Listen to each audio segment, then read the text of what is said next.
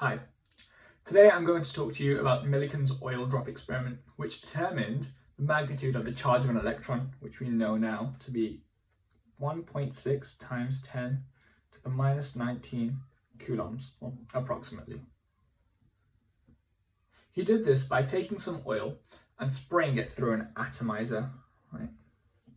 So we had, that's a terrible diagram, but you get the point. We have an atomizer and he sprays oil through it. And when he did this, they formed tiny negatively charged droplets of oil, right?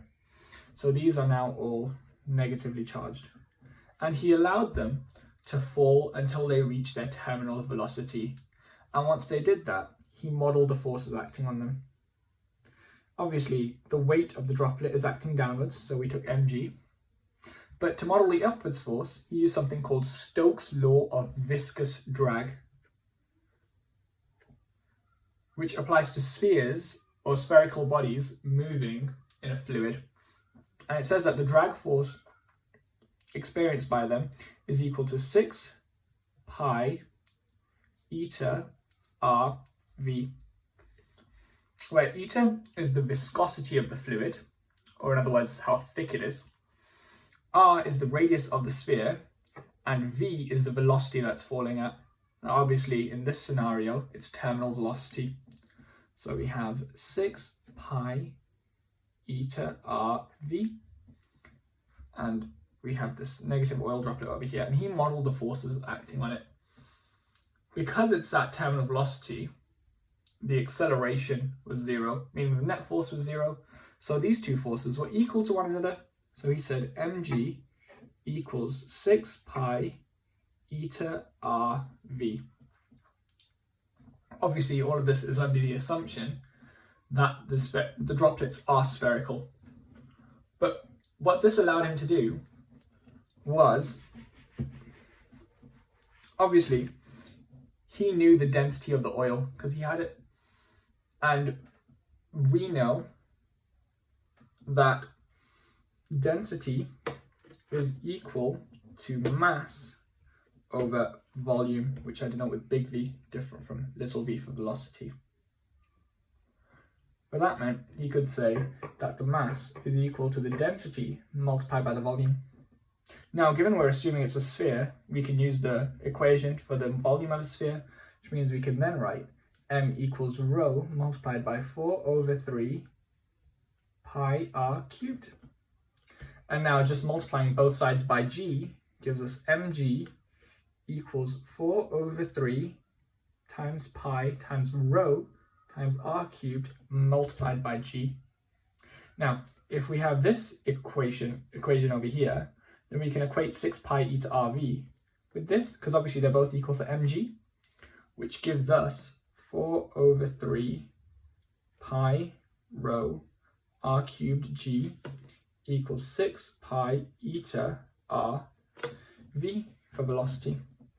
Now, doing some manipulation over here, we cancel this, bring that down to a square, and rearranging for r, we ultimately find that r equals the square root of 9 eta v over 2 rho g. So we found an equation for the radius of the droplet given the viscosity of the fluid, in which case is air, the velocity of the droplet, and the density of oil, which we know because we sprayed it through. Now, what then happened was the charged droplet fell between two charged plates. So let's just make some space. So let's say we have two charged plates and we have the droplet falling in between them.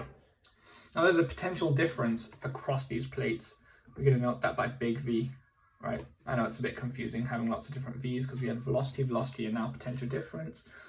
But this big V represents our potential difference.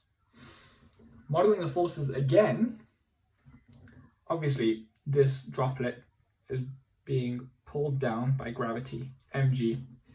But what Millikan then did was he varied the potential difference until the droplet was held stationary.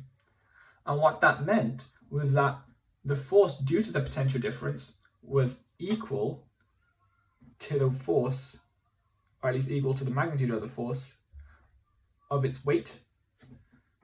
The force given by that potential difference is QV over D. So in this scenario, when you have a droplet falling between two plates of a potential difference V, the force acting on that droplet is given by QV over D.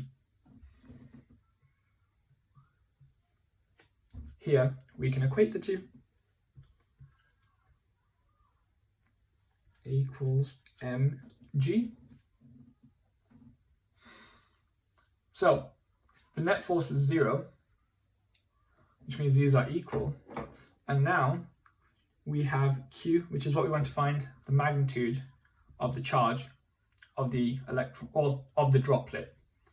So what we're going to do is we're going to rearrange for Q, and we'll get Q equals mg big V over D. Let me make some more space now.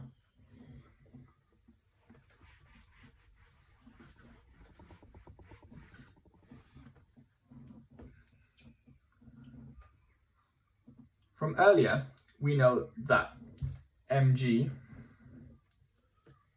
was equal to 6 pi eta r v, because that was us equating Stokes' law of viscous drag with the weight force once it reached terminal velocity. And if we have mg over here and mg over here, we can simply substitute that in. So we get Q equals 6 pi eta r little v big V over D. And now,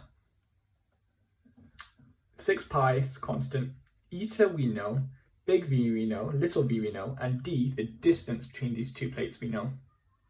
Only thing we don't know is the radius of the sphere, except for the fact that earlier we figured out that we can calculate it using the square root of 9 eta v over 2 rho g, which means we can take all the values we do know, substitute it into here to find a known value for r, and then substitute that value for r into here, along with all the others, to find a value for Q.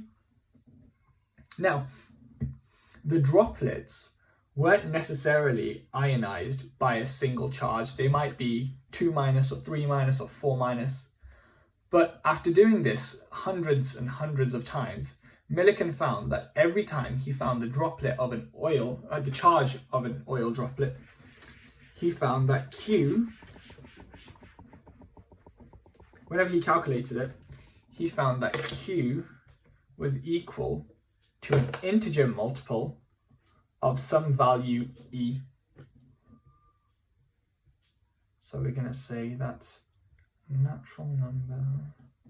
So he found that every time he looked for the charge of a droplet, he found that it had to be some integer multiple of this value E, right? After hundreds and hundreds of times. So breaking it down to the most basic one, he was able to deduce that 1 times E is the most basic fundamental charge in the universe. And he calculated that to be approximately 1.6 times 10 to the minus 19 coulombs.